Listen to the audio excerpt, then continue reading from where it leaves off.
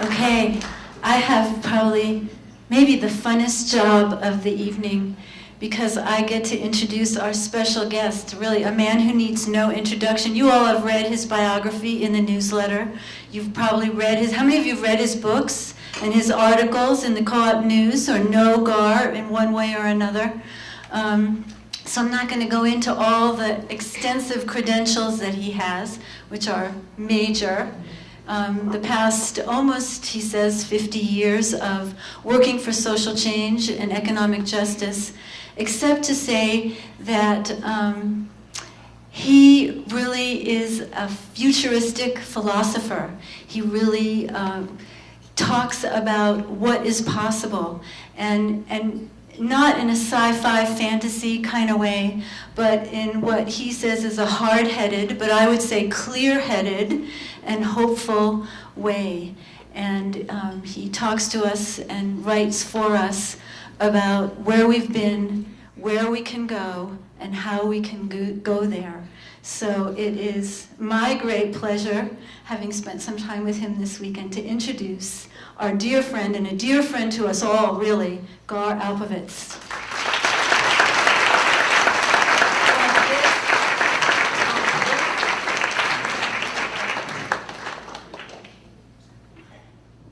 Thank you, Robin. Thank you all.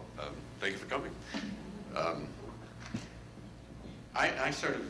It's kind of strange for me to come back here because I'm not kind of saying this the way speakers say this, but are you hearing me? Am I close enough? Okay, if you don't hear me, wave, okay? You can hear me now?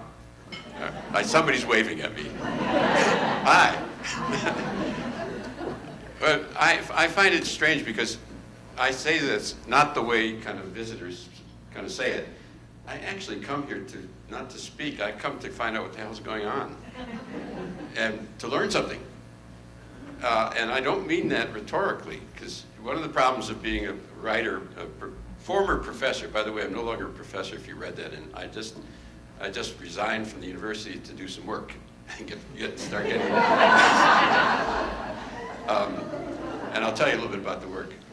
But if you spend a lot of time thinking and writing and speaking, and as I do, and if you live in the walled city of Washington, D.C., as I do, although I'm from Wisconsin. Anybody out there? Yeah, Gracie. It's hard to actually know what really is happening with people actually doing real things. And you guys are doing really interesting things. I don't know. So let me reflect that. I don't know that you know how good you guys are. I really don't, because you're just doing it naturally. But you don't, maybe you do know how good you are.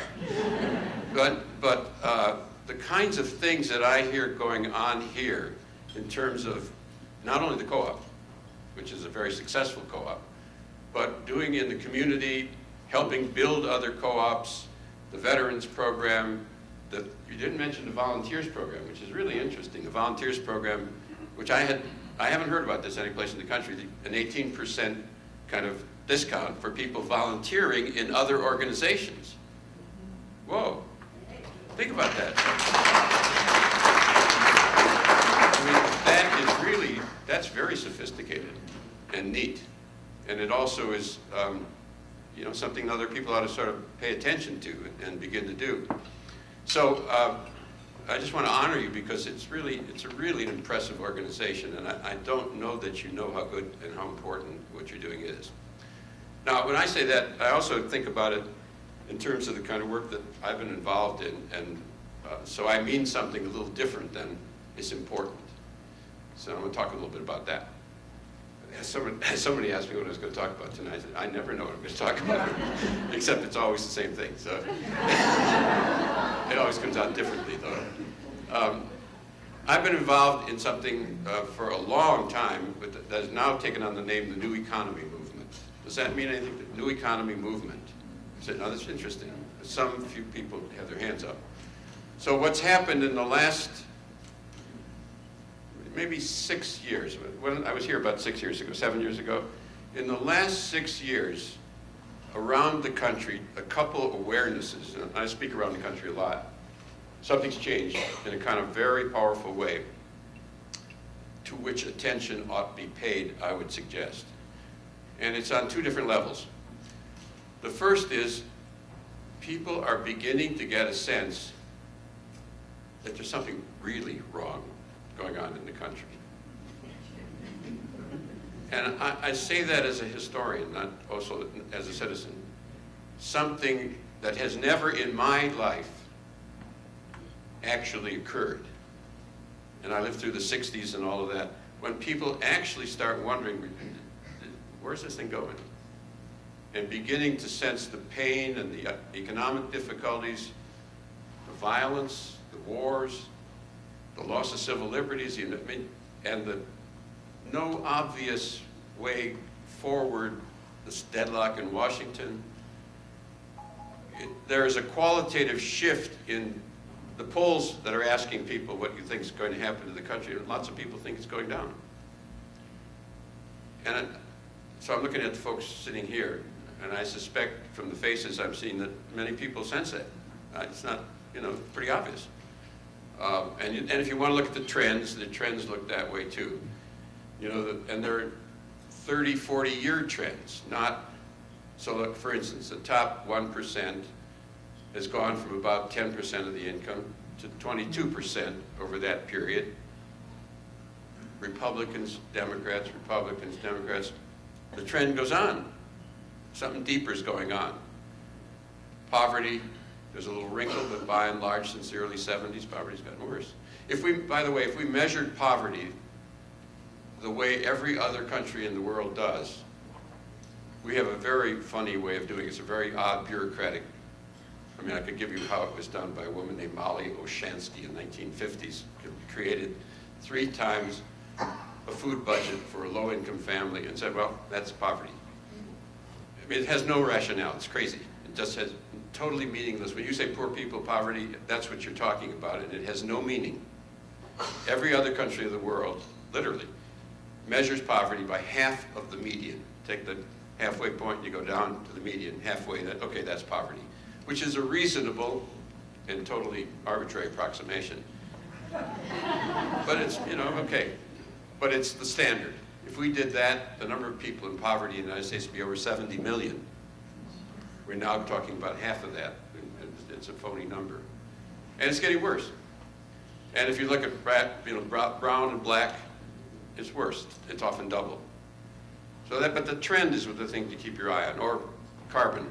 Now, there's been a couple of wrinkles because of fracking and natural gas, and because of the recession, but by and large, those numbers are going up too, CO2 and other, civil liberties. The trend has gone the wrong way with this court, and the invasions of privacy. And maybe we're going into another war. Who knows what's going on over there. So the sense that actually things are out of control or being controlled by people who want to do things that a lot of people don't want to do is authentic. And that's a big deal when a society begins having people saying, I don't think the future, and the polls show that people do not believe in a positive future. So we're in a period, I would suggest, I am going to come back to the co-op. Big time. And you'll see why. I think we're in a period where people are asking questions about the system. And even odder questions are going on. I was out just 2 weekends ago at a big conference on environment in San Francisco. And a lot of people who are big players in that world were speaking at that conference and doing it. And people are looking at climate change, and the trends are really very, very, very dramatic trends. And people in that community have been talking about how do you regulate the corporations and regulate the gases and how we do that. By the way, I used to work for Gaylord Nelson, the father of Earth Day in the Senate. Yeah. So in those days, you could regulate because we had enough political power to do it. You can't do it anymore. The power to regulate is not there. And we could go into why that's true. But what I was hearing people talk about at this conference, who were not the very left-wing people, was capitalism. That the problem is capitalism, or corporate capitalism. That we're living in a system that's producing these trends high income distributions, environmental destruction, poverty, and I was really struck by it. I mean, I'll talk about that, but I was really struck to hear the change in the tone, and whether or not you agree with that judgment, that there's something deeper wrong is the concept. And that I suspect many people sense in this room. I don't know, but I would be very surprised if there aren't a lot of people who have that sense. And I think that sense is right. And I think what's at stake, that's one piece of it. There's that growing awareness that something's wrong and a growing sense of pain. At the same time, there's something else going on which is also really quite interesting, at least in my adult lifetime, and it has not happened in my adult lifetime. If you look at what's happening at the grassroots level, and this is the so-called new economy movement, you're finding people who all of a sudden, young people and older people, but a lot of young people, who are saying something's different's got to be done about the economic system, starting at the grassroots level and then working up. And they're really all of a sudden interested in co-ops and worker-owned co-ops and neighborhood land trusts. And for instance, Boulder takes over the municipal energy system. They socialized it. There are, in the United States, in Richmond, California, the mayor is using eminent domain. That's the power of taking over. That's nationalization at a local level to deal with land problems. There are 20 states that are contemplating a public bank. You've got a number of cities are doing it too. Yeah, exactly. And all of a sudden, public banks, city-owned banks, state-owned banks, maybe national-owned banks, are on the agenda of conversation in many parts of the country. And at city level, there's a conference right now going on in Philadelphia, the same thing. They're even a little further advanced in Santa Fe. And so what is that about? What's going on here? There are also, as you probably know, 140 million people involved in one form or another of co-ops. That's including the credit unions, which is a one person, one vote bank. Huh? Yes. Take all the credit unions together, you got $1 trillion in deposits. That's as much as any big New York bank. These various elements, and there are many more, and I could go into it, but just take what I've just said. And what you're looking at is at the micro level of people getting very involved in something that looks like changing who gets to own wealth. Like a co-op. The co-op is the premier idea of how you might transform the ownership of wealth in a democratic way. That is not state socialism. It's the premier community building from the bottom up. But so are these other elements. Neighborhood ownership of land, so-called land trusts, to prevent gentrification and to control the development. That's going on all over the country. 30 years ago, if you said, let's take over the land, either it was a city or a neighborhood, you were crazy. That was way out. There were two of them in the country. One was in Georgia, one was in Vermont. Western Massachusetts, then Vermont came third. Now there are hundreds of them. And one that I was mentioning last night. And why you do that is to take care of gentrification and put it under a community-wide ownership, either neighborhood or city. You socialize the land just like a co-op. I used the dirty word, I know. These are socialist principles in the sense of cooperative ownership in some form rather than private ownership. In some cities, the press doesn't cover this. The press does not have any interest, and it doesn't have the money to do it. Most of the American press no longer has reporting at the local level of any depth at all. So you don't hear about this stuff.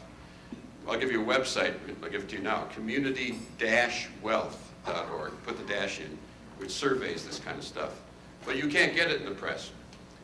There are some cities, think about this, if a city puts in a public mass transit system, big city public investment, at every exit, the land values are going to go up, skyrocketing, because that's a good place to put commercial stores and a good place to put apartments. And the land values will go up because of the public investment. And the real estate guy is going to rush in there and grab as much of it as they can in any city they can, and they do.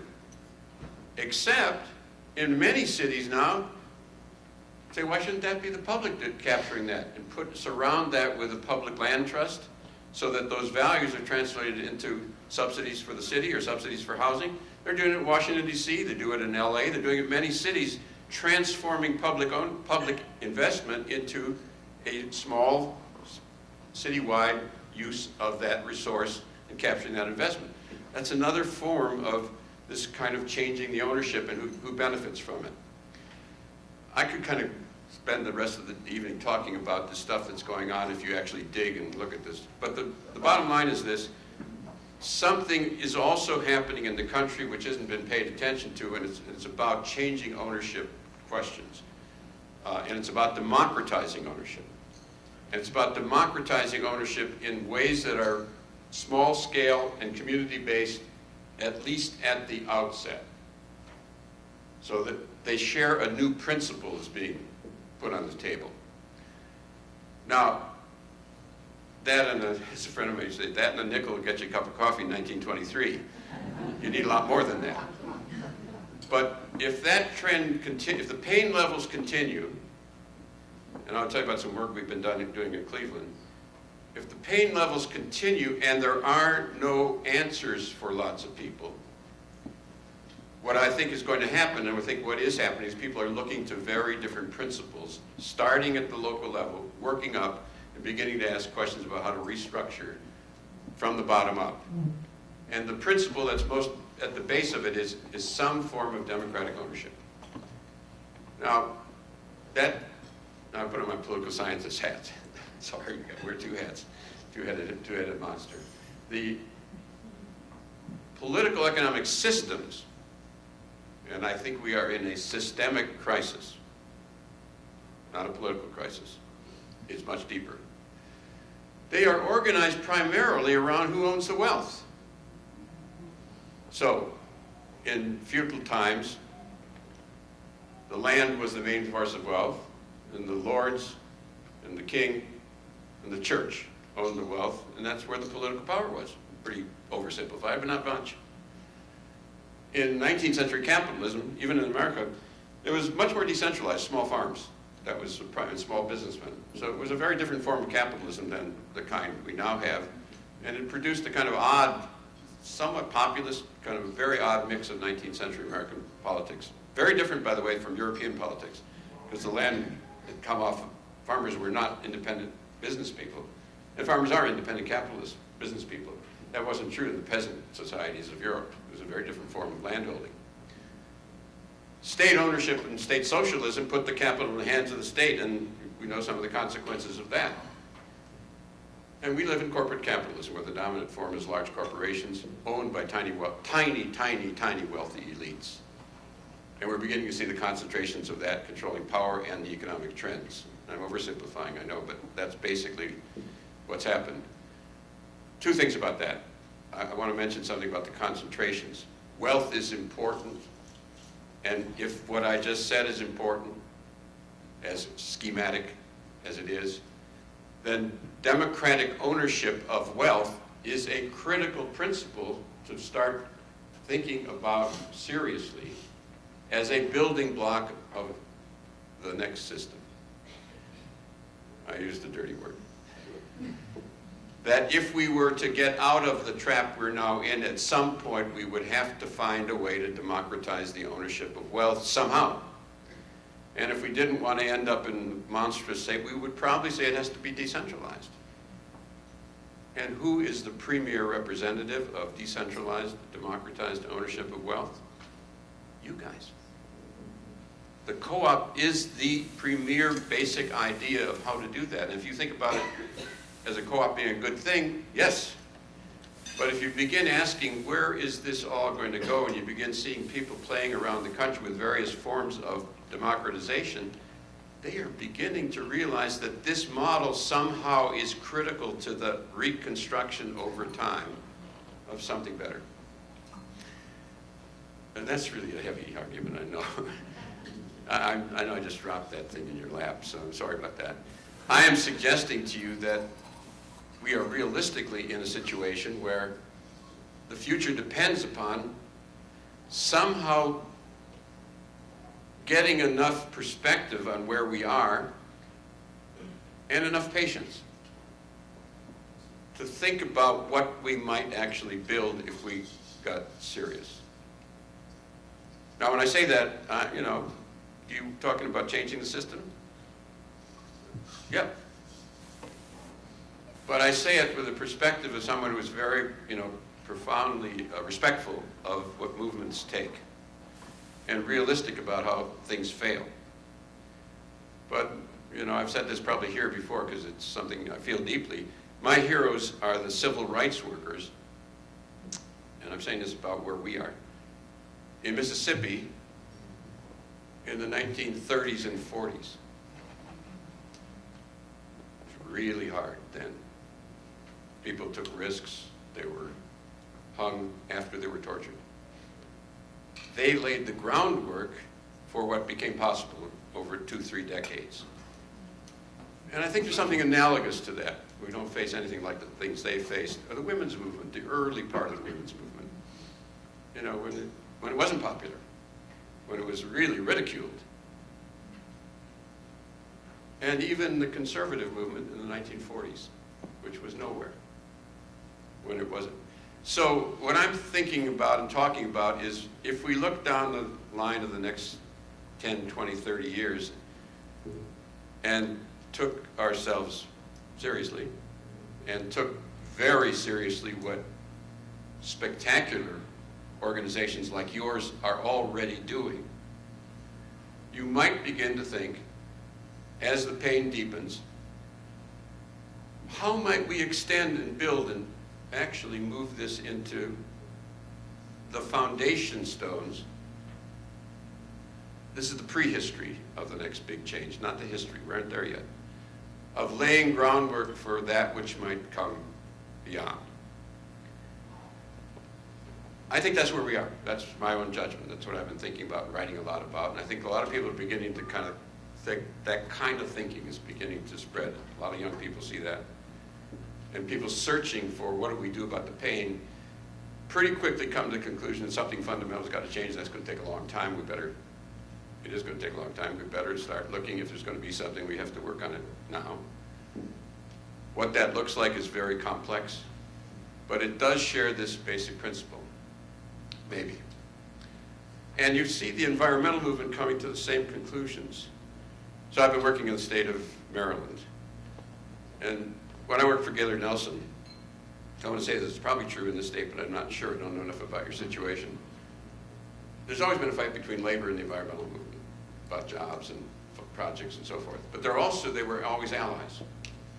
Gaylord Nelson, who's the founder of Earth Day, one of the leading environmental senators of the 20th century, was a labor lawyer. He needed labor to get in office to do environmental work. Here's one of the reasons the trends are going where they're going. Labor's gone from, 34% of the labor force at its peak, down to 11%, 6% in the private sector, these are membership figures, and going down. The labor movement in that basic sense is over. And that whole set of politics that went with it is over. So either there's going to be a new institutional base for progressive politics, or there isn't going to be one. And I'm kind of suggesting to you, I'm dropping this in your lap, that probably the institutional base for the next politics, if we build it, is going to be built on democratizing ownership in different ways, in diverse ways. And particularly taking the model that you're working on and moving it beyond. Now let me say a little bit more about that. Because it's not only that the numbers are increasing, even though the press doesn't report this. There's some very, very sophisticated developments going on to take things to a different scale. So there's innovation going on as well. So how many know about the evergreen co-ops? Oh, surprising number, okay. The evergreen co-ops, for those of you who don't know, are in Cleveland, Ohio. And our organization worked with them to help build this model. This is in a neighborhood of 40,000. And the point of this story is innovation and developing a new model. And there are many going beyond this. So this is a story about development and innovation. The evergreen model is in a very poor neighborhood in Cleveland, 40,000 people. mostly black, 40% unemployment, average family income $20,000. Okay, you get the picture? In the middle of that neighborhood is Cleveland Clinic, one of the premier world health organizations, university, hospitals, and Case Western Reserve University. So-called anchor institutions. They can't get up and go. Those three institutions purchase $3 billion with a B in goods and services a year, leaving aside jobs, leaving aside their construction budget, just what they buy. None of it from the neighborhood. So in that neighborhood over the last years, there's been development of the co-op model in a little bit more elevated, more complex and innovative way. It's taken a step forward. And I'm telling this story because I think that's what's going on, this evolution not only in numbers, but also in sophistication. So the model goes like this.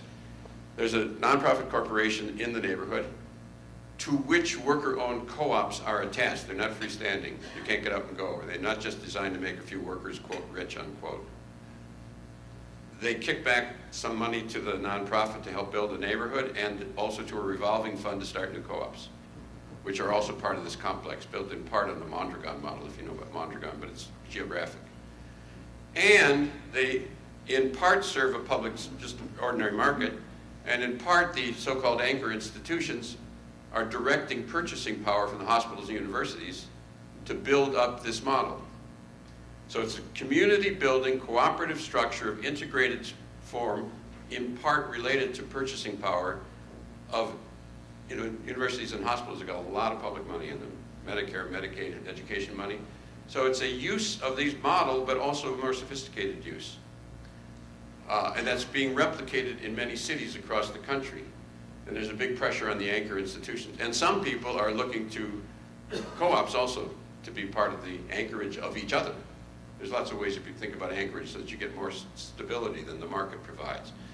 The point of the story is that it's an advance in design that takes you to a slightly more sophisticated way. You want to take it another step forward, way out. So suppose the US government decided to do mass transit construction.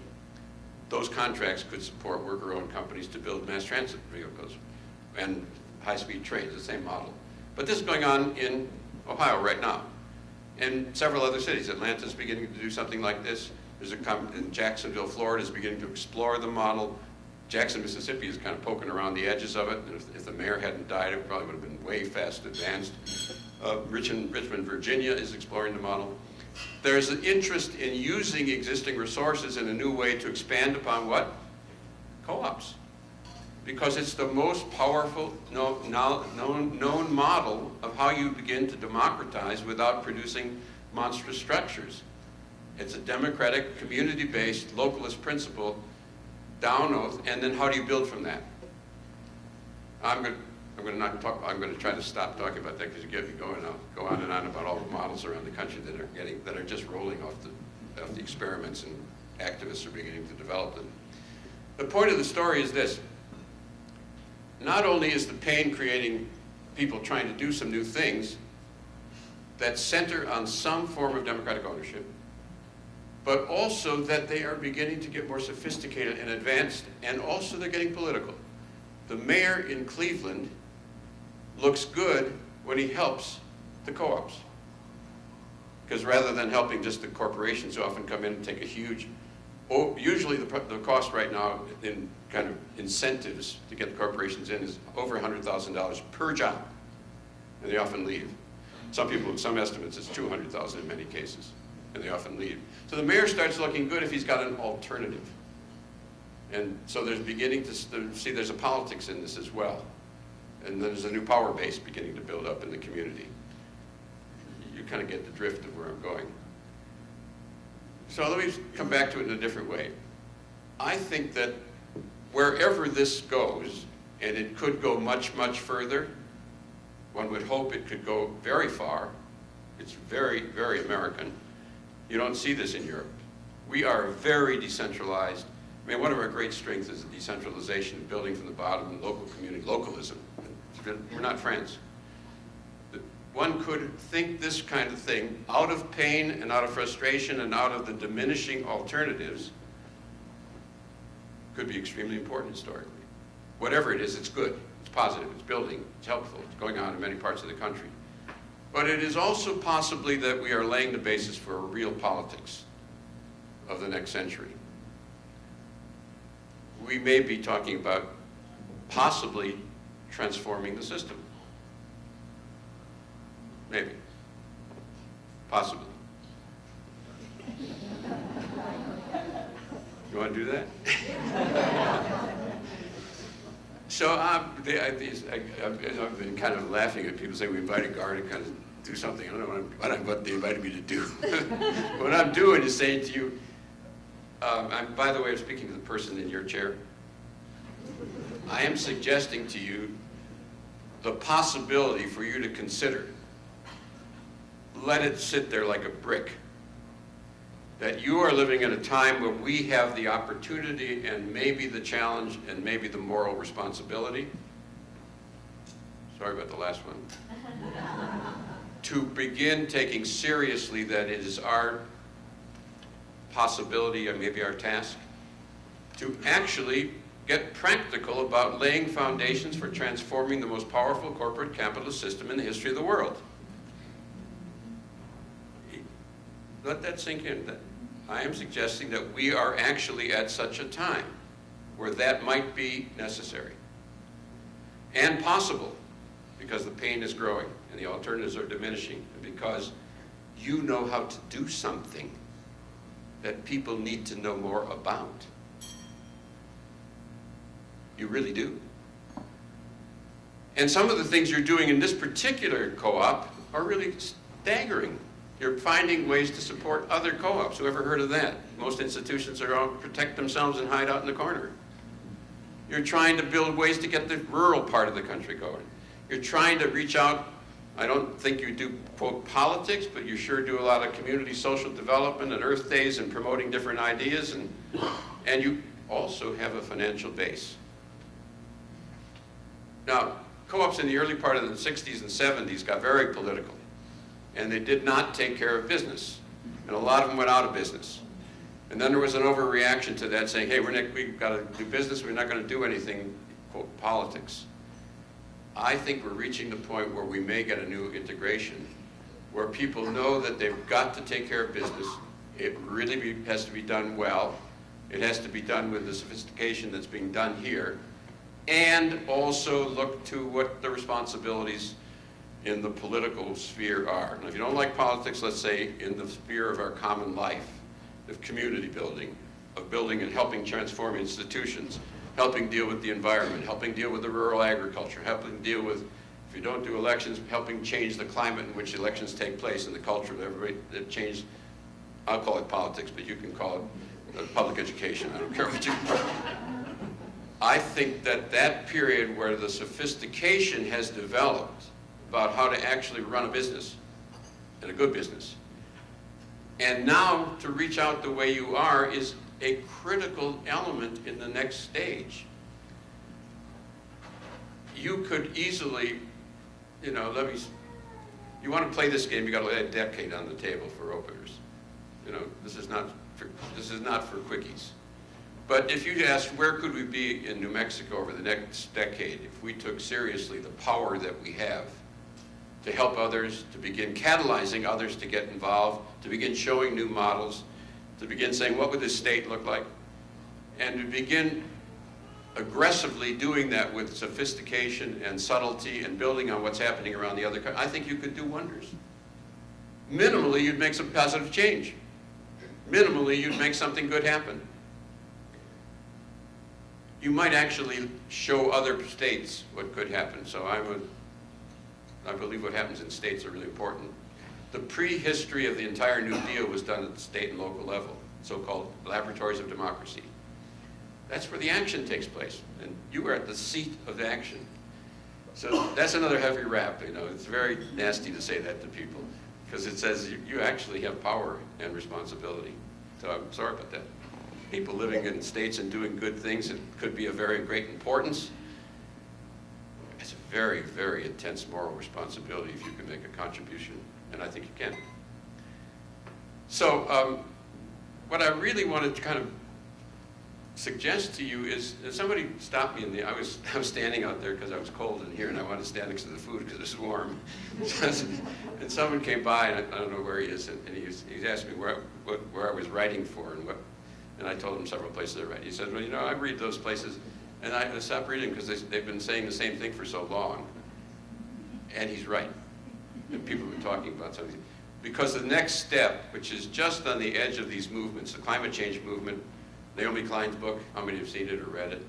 Okay, it points in exactly this direction of climate change, and she raises the capitalism question.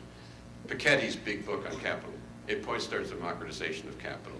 The new economy movement points towards democratization of capital. What hasn't quite happened is people saying, this is about changing the system and laying groundwork for something very, very different in practical, non-rhetorical, real, concrete ways in different parts of the country. And that's the hurdle. That's the place I kind of want to poke you with. To think that thought, who, me? Yeah, who else? Who else? The system? Are you crazy? Us? Who else? 30 years? I got something else to do. So, and then saying, what about this particular institution with its incredible power and sophistication and its track record, taking leadership in a new way right here and moving the ball in the direction you're going anyway, because I don't think you need me to say this, you're going to do this anyway, but maybe giving it a little edge. It sometimes is important. Now I put on my historian's hat. It sometimes is important to be very self-conscious about what it is you're actually trying to do. Now, the way to do that is look in the mirror in the morning. What am I trying to do? What about that foolish meeting last night? And not saying, well, I'm doing good things, I'm doing something useful. Saying, what is it, are we at the place where I'm actually trying to build building blocks that might become replicable? Is that what it is? And focusing that question for yourself. And focusing at a group, and then saying, what could we do as a group? And what might we do with this institution to help other institutions? You get the picture. And seeing it in historical perspective. I think that's possible. I think people around the country are beginning to do that. I think they're looking for practical models and not a lot of rhetoric. I think they're going to they do look to people like you because you're doing it. You're looking for the next step and advances. And they're looking for people who actually are willing to say that to themselves first, that this is time to do this. Now, I kind of could go on and on, but I'm not going to go on and on. There are also theoretical models being developed about this. So here's another way to think about this. If you don't like state socialism, and you don't like corporate capitalism, and you don't think the liberal variety that I spent a number of years of my life working on in the House and Senate, working for guys like Gaylord Nelson, if you don't think that's going to get you anywhere anymore, much as I would do whatever we can, then what you're actually asking yourself is this question: what is the design? And this is the questions on the table. What is the design of the next system that builds from the principles we know about? And what does it look like? What's its architecture? And you begin to think about things that you're already doing and building up models that are higher order power. And you even think about, I know I shouldn't say this in this room, you even think about when the next banking crisis comes, and there will be one. We did nationalize those banks. We did nationalize General Motors. We did nationalize Chrysler. We did nationalize AIG. We did bail them all out, and then we gave them back. And maybe some of those will stay public. Public institutions, public enterprise is very common around the world now. It's gone past the place where it's inefficient. So there's models even at what you do with big industry. But that's not on the table now. What's on the table now is how we build from the bottom. But somehow the architecture of the next system is up there too. I suspect I'm getting near the end of my time, but I guess what I really want to say is the conversations I've heard here in the last 3 days it's been about what's actually practical that you're doing in this community that move in this direction are the kind of things that a lot of people need to know about. And you heard about several of them at the beginning of this discussion. And Terry and Robin talked about them. Advancing simply what you're doing and being more self-conscious and aware of it and asking tougher questions about where does this all lead, I suspect would lead you towards very interesting things to expand the models, to use what power you have, to use your educational force in the city and in the state over the next decade, just as you've come extraordinary. I was here 8 years ago, or 6 years ago. Obama was in the, it's right, Obama was in the fields out there by the university, and I was in the university. I was in the theater. Fortunately, I finished first. If we were competing, nobody would have been in the theater. But fortunately, I finished first, and then he came on. It's about 6, it's going into 7 years pretty soon. There has been a remarkable change in those years, and I suspect we are on the verge of much more remarkable change, and dangerous change, but very also opportunities. And so I bow to you in your sophistication, and I urge you to take responsibility for what you could actually do. Thank you for having me.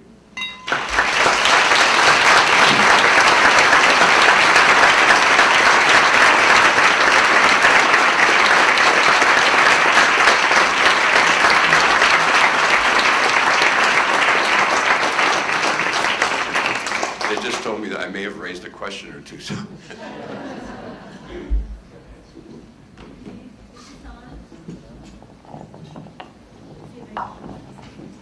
As food for thought, I'd like to present two opposing paradigms from Spanish-speaking countries. Lived in Argentina for a couple of years, and the caudillo down there were pretty blatant. You have two wealthy families in each province controlling the politics and the economics in that province. At the national level, in the federal district, you have the 5 wealthiest families in the whole country controlling the politics and economics of the national level.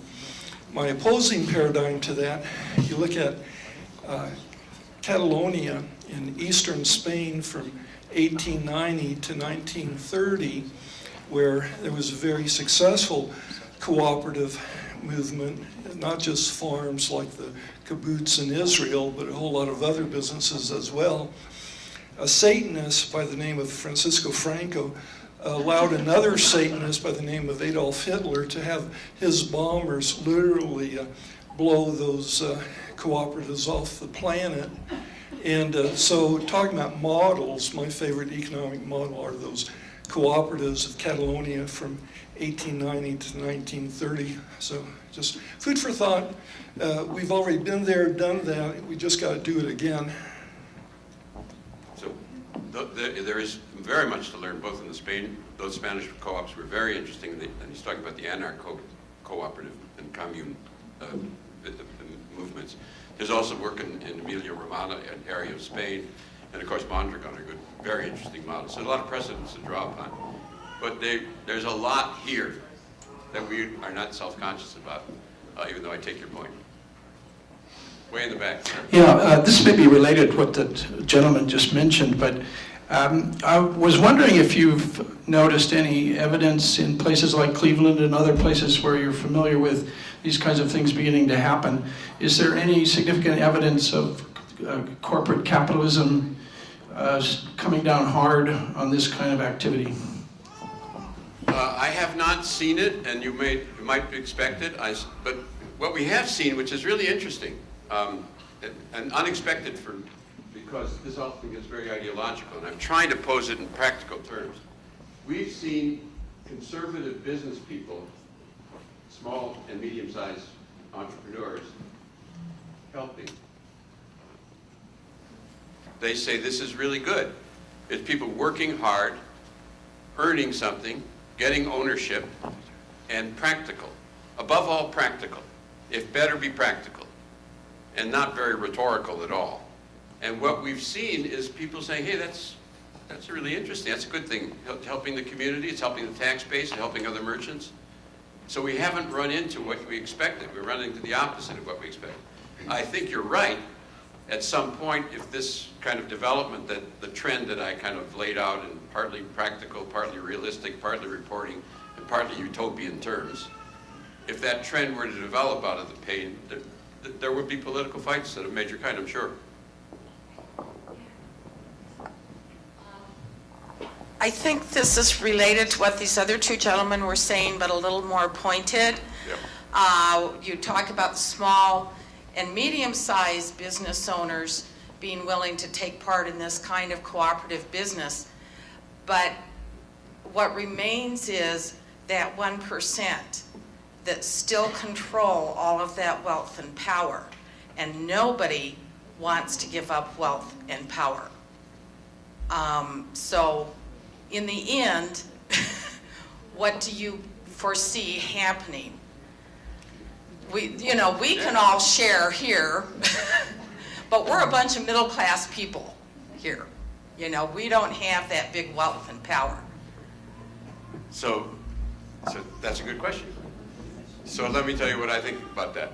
First, at the most generic level, revolutions are as common as grass in world history, and it's always the top guys get beat when they get beat. I mean, lots of times they don't, but there's many. Berlin Wall falls, apartheid disappears. The one I like best is a bunch of farmers and small merchants knock off the biggest empire in the history of the world, the English Empire, taken off by the American colonialists. They knocked them down. True, they did. Bigger power. So I, as a historian, yeah, sometimes you're going to lose, but not always.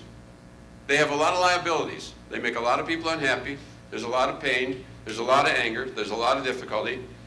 And a lot of difficulty, particularly in a very dispersed country where the localism is possible. So in some sense, local is the end of the empire. It's the internal empire. So that's one point. History says, yes, you're right, that the people with power are very powerful. But they don't always win, and they often lose. That's number one. Number two is you never know until you try. And number three, the pain is growing and people are trying. And so what needs to be done to test your proposition is the most careful and sophisticated and serious and practical and non-rhetorical, no bullshit, real hard work about building power and building institutions and getting clear about trying to do something serious and not rhetorical. And the place to start is with organizations that actually know how to do some of that and to extend and build beyond that. Because that's what wins, not rhetoric.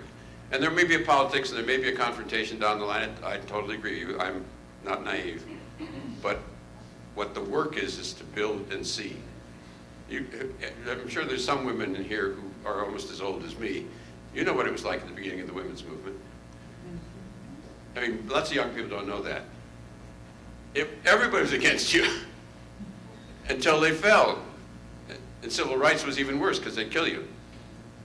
Until they fell. Now that is not, I take your point, you might lose. A lot of power out there. But we'll see. Sir. Yeah, so somebody just pointed out this is a largely middle-class group. Yep. How can this movement move forward being explicitly anti-racist, anti-oppression, and pro-working class? As those are the people who have been hurting for decades and not all of a sudden realizing that there's something wrong. People have known that for at least 500 years on this continent. Yeah. This is largely a middle class group, I think. I don't, just looking at us. I think we work from where we are. And what I hear happening here is, for instance, what's being done with agriculture, what's being done to support small co-ops and small farms, and an attempt to reach out as best we can to other groups, to work with low-income groups, not only and poor groups, and to try to make that, bridge that ground. It's very difficult bridging, but that effort has to be made by people who can make the effort, and that's people like us, to make that effort. Other people are making other efforts. In Jackson, Mississippi, there's a very low-income group really fighting for power. They lost their mayor. He just happened to die at the wrong time. But that kind of process is going on. And what is the first thing they want to do there? The very first thing they want to do is co-ops. Very first thing. And indeed, our group has been asked to help them because we help develop worker-owned co-ops as well. So but they were asked both before and after he died to help develop some models. that coincide with these models. But I think it is important, and what you're saying is that to know who we are. This is pretty much a middle-class group, I suspect. No? Rich group? Look pretty middle-class to me. No? No. Some of us used to be middle class, but then we got... Okay. I take your point. This is a group that has some power. Can I put it that way? Because you have an institution? All right. And there are a lot of groups that don't have power. And then we can look at the income levels and so forth. But obviously it's got to be an alliance. What's interesting is that the 1% is classing itself way out of everybody's reach. And so there's 99% on the other side of that line, as the Wall Street occupiers pointed out. Sir. Good. My question has to do with how cooperatives work in an environment, as you've pointed out, this is the most corporate capitalist society in history. So specifically here in Albuquerque, we have a co-op of farmers called Agricultura Network, and we didn't want to just sell to high-end restaurants that could afford local food or the farmers market. We wanted to make sure that people eating our food were our neighbors, who are low-income people. So when we did that was to sell to the Albuquerque Public Schools, an anchor institution. But that anchor institution has to go with the lowest bid. So that means that agribusinesses that exploit farm workers or have huge subsidies from the federal government and have a huge volume due to the chemicals they use is the one that can get the lowest bid. So the only way that this co-op of farmers here could get to the food to the schools was to have a subsidy from the state legislature through a senator who put a reoccurring set-aside so that we could buy just as local farmers. The school could buy from us, and we didn't have to compete against Cisco and all those big agribusinesses. People tell me they don't shop at La Montanita because they don't feel like they can afford it. You know, they go shop at Smith's because the price is lower because of the agribusinesses that exploit people and they get federal subsidies, and the farmers at the co-op don't. So what other ways? So our method has been get this special funding through the schools. Did you win that one? We did. In one school. We're trying now to get it in more schools. Right. We have the WIC program at the farmers market, yep. And that's a win-win where I was on WIC, and now you can go with your WIC coupon and the farmer gets the money and it's subsidized by the federal government. Right. Rather than the WIC going to Peter Pan peanut butter, which I used to have to, that was the only peanut butter they would let me buy with my WIC coupon. So that's one way to do it. Are there other ways that co-ops can thrive against these huge agribusinesses that exploit and get subsidies? Because it's not an equal playing ground. Well, public schools is, yeah, I'm with you. I mean, there's a political fight there. I mean, there's an explicit political fight there that has to be won. But also there are other institutions that are in a different world. Universities, which is really interesting because you can get student allies to fight with you on this stuff. Universities and hospitals, and I'll tell you about the hospitals, are institutions that are a little bit more vulnerable. In this sense, the universities have your inside alliances with students if you want to build that, and students are open to that kind of a fight, and they buy a lot of goods and services. Secondly, hospitals, this is something people don't know, so this is a technical point. Nonprofit hospitals are required to do something in relationship to improving the health, particularly of low-income communities. That's what a requirement of the nonprofit status. The Obamacare legislation, and now law, has changed that requirement slightly to include the economic development of low-income communities as a health question. Because you want the simplest way to get at indicators of bad health, look at your zip code. And it just goes right down the line. So building and using that power, that leverage in those two institutions are places where you can actually do something now, and we're seeing that happen around the country. Hospitals and universities are right there. It's $1 trillion industry. So I would focus there first. The next place to take this, if you look down the line the way over a developmental period, is cost plus, beginning to analyze what the actual costs to the city are and to the state are of allowing these ongoing festering communities, what the costs of that are to the whole state and to the community. And then you put that into the cost plus analysis if you want to do that. And the costs come out favorable to better, more healthier food and jobs that come with it if you put it together with a co-op model. So you can do a balance sheet that looks sometimes called the public balance sheet of what happens if you actually put all this together and target the jobs and localities. But the first two targets, I would say, are hospitals and universities, and they are available. We're seeing that's happening around the country very fast. Thank you. I think you mentioned that you resigned from the university And I'd like to hear why and what you're doing. Not for any of the reason. They liked what we were doing. Okay. I just want to spend more time doing this. We have a nonprofit corporation, which we do full-time. We do two things, and I should mention the other one. We do hands-on development of new kinds of, and trying to advance the models as well as to get more on the ground. Particularly things like the Cleveland thing, but beyond that, and then universities and hospitals. And we're seeing, so I need to say partly why you're hearing a very tiny ray of cautious optimism. We're seeing uptake on all this stuff, and it all ends up co-ops. We're seeing uptake. Why? Because there aren't alternatives. You don't get anywhere with the big business guy you try to get, and the small business guy doesn't do it for you, and the pain gets worse. So we're seeing uptake for something practical, but also changing the nature of the model. So we've got a whole, that's part of the Democracy Collaborative does that, and we're overwhelmed with demand. We don't have enough staff, and you know.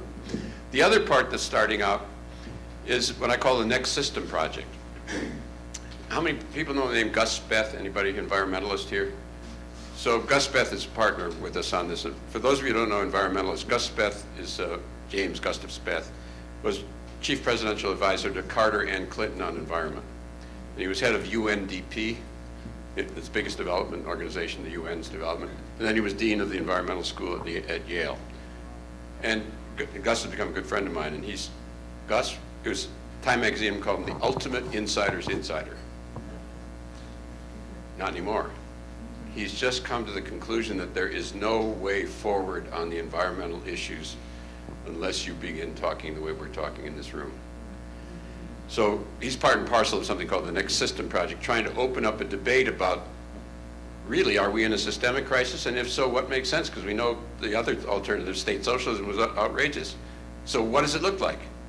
And where are we going?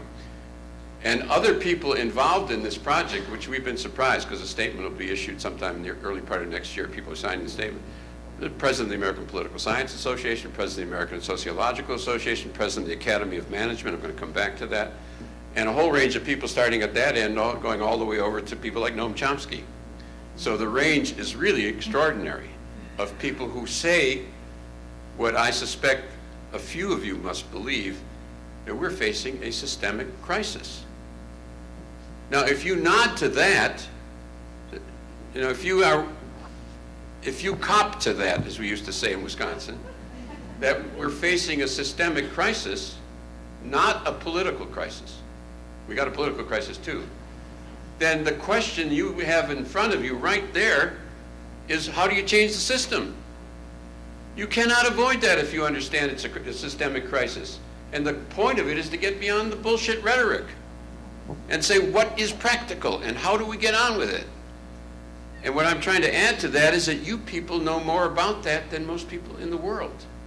And certainly in the United States, because you're working practically on one of the key elements. And if so, that really puts a heavy responsibility on us, because we've got a possibility that could be built upon. So that's really, you know, if you boil it down, that's my little sermon. But nonetheless, we're finding people. It is not just me saying to you that I went to a conference in California, and isn't it interesting to talk about capitalism? I didn't expect them to talk about that. So I'll give you another example. The Academy of Management. Did I mention it? How many know what the Academy of Management is? Probably one or two people. Okay, Academy of Management. I should, you know, I don't want to talk endlessly, but I'll shut me up when you're done, when you're tired. The Academy of Management is 29,000 business advisors and corporate business school professors around the world. They have an annual meeting. Not all of them come, but maybe 10,000 of them come. And they asked me to give one of the keynotes. And you know what they asked me because I talk about this kind of stuff. Just stop and think about that. Why do they want to hear about this stuff? Why does that group want to hear about this stuff? The subject matter of their meeting last year was, is capitalism over? That's not me. That's not the left-wing Marxist study circle. That's the heart of the corporation. The guy who runs Davos, where all the international corporations, 2 years earlier said the question we must face is capitalism over? The subject matter of Piketty's book is about what's going on with capitalism. The book that Naomi Klein just read, What's Going On with Capitalism. This is no longer hiding out in the corners of left-wing radicals. There is a genuine crisis merging. And if so, your options are to ignore it, wring your hands about it, or maybe look to what might be done, even if it's a long, difficult, challenging, from here to there, like the civil rights workers, but much easier because they got killed, building from the bottom up to something new. And I think Americans might just step up to that, and that there is something about the American decentralized localist, let's do it, roll up our sleeves kind of culture, which is very different from a lot of European cultures, and very down-home American. What these ideas are so American, what goes on in co-ops, and so commonsensical, that you're building not with a lot of rhetoric and theories, and you're building from practicality up. And I think the interesting point about that, I probably should sit down, I guess we're getting done. The interesting point about it is it's all good stuff anyway. You cannot lose. It's all plus.